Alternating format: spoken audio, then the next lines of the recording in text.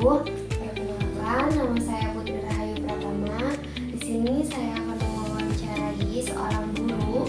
Narasumber kita kali ini bersama Bapak siapa? Perkenalkan, nama saya Arif Restiana Hernawan. Saya bertugas di SDN Cikawung di Kecamatan Curameda, Kabupaten Tasikmalaya. Baik, di sini saya sudah bersama Bapak Arin yang akan saya wawancarai mengenai pendidikan masa sekarang dan masa yang akan datang. Baik Bapak, untuk pertanyaan yang pertama, yaitu bagaimana kondisi pendidikan sekarang menurut Bapak di Indonesia? Untuk kondisi untuk sekarang mungkin ya, karena efek dari COVID-19 kemarin yang ada daring ya untuk masalah memberikan pembelajaran peserta ini mungkin agak menurun untuk sekarang kalau dibandingkan dengan kondisi yang sebelumnya. Ditambah-tambah lagi pas itu ada perubahan tentang masalah kurikulum di mana guru-guru itu belum memahami antara perpindahan kurikulum tersebut dari kelas jadi kurikulum merdeka ya. Makanya pendidikan untuk saat ini menurut saya itu agak menurun kualitasnya, karena yang pertama bukan dari faktor namanya murid, tapi dari faktor gurunya gitu, karena belum mengerti tentang masalah kurikulum tersebut itu. Lalu bagaimana cara mengatasi ketidakpengertian itu Pak? Kalau untuk saya, dimana seorang guru itu yang pertama ya bukan dalam apa namanya, bukan cuma mengajar, tapi mereka juga harus terus belajar, karena posisi seorang guru sekarang itu kalau kita tidak upgrade masalah tentang masalah pendidikan itu pasti akan tertinggal gitu. Yang imbasnya nanti mereka itu pas memberikan pembelajaran itu nanti si materinya akan kalah sama peserta didiknya di mana.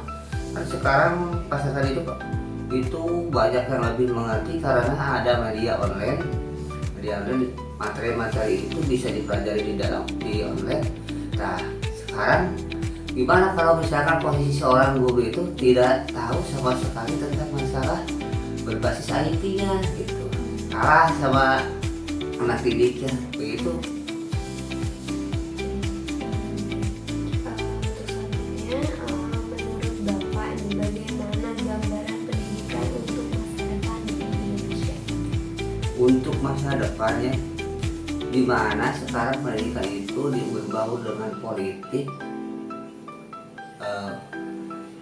Contohnya gini ya, berbaur dengan politik di mana kita itu ganti menteri pasti ganti kurikulumnya. Ya. Kurikulum itu kan termasuk bahwa pendidikan itu udah dimasukkan ke dalam politik, dunia politik. Yang jadi korban itu bukannya negara tapi peserta didik sendiri dan guru-guru itu, di mana guru-guru itu pas begitu mengerti tentang masalah pendidikan itu pas itu ganti menteri, ganti kebijakan, ganti lagi nama-nama istilah, di mana sebenarnya nama-nama istilah itu sama aja dari yang sebelumnya, karena menterinya beda, yang namanya juga berbeda gitu. Untuk kedepannya saya sih berpikirnya kualitas pendidikan itu didorongnya dari apa?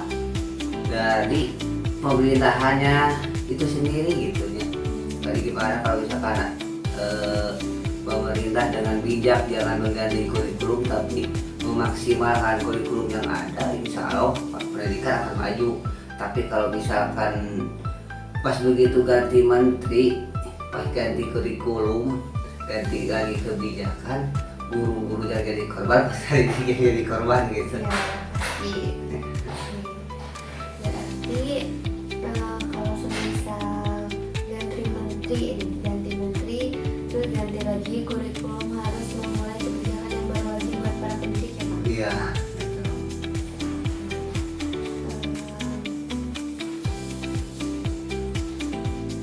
Strategi apa yang akan Bapak lakukan ketika hal itu terjadi? Yang pertama ya saya akan terus upgrade ya. Saya sebagai apa namanya? Pertama saya itu merupakan guru penggerak ya, ya. Saya lulusan guru penggerak, di mana saya itu harus terus bergerak. Berarti saya itu harus upgrade tentang masalah kualitas pribadi saya terhadap peserta didik, di mana tuntutan dari pendidikan sekarang itu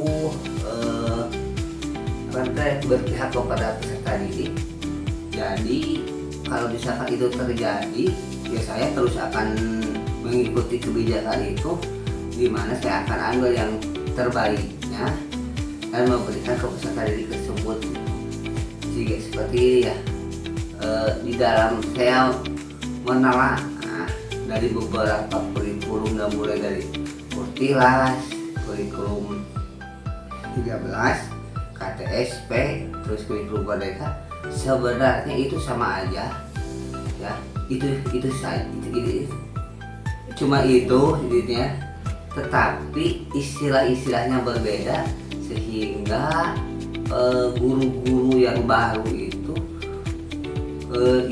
jadi sebuah beban, padahal itu sama.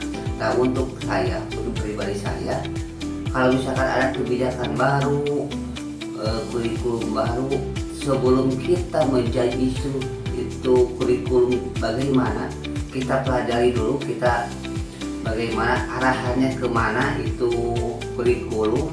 Tetap kalau saya lihat dan telah itu kurikulum sama-sama aja gitu, cuma beda istilah dan beda kebijakan saja itu. Jadi saya akan terus update dan saya akan mengikuti kebijakan-kebijakan dari pemerintah.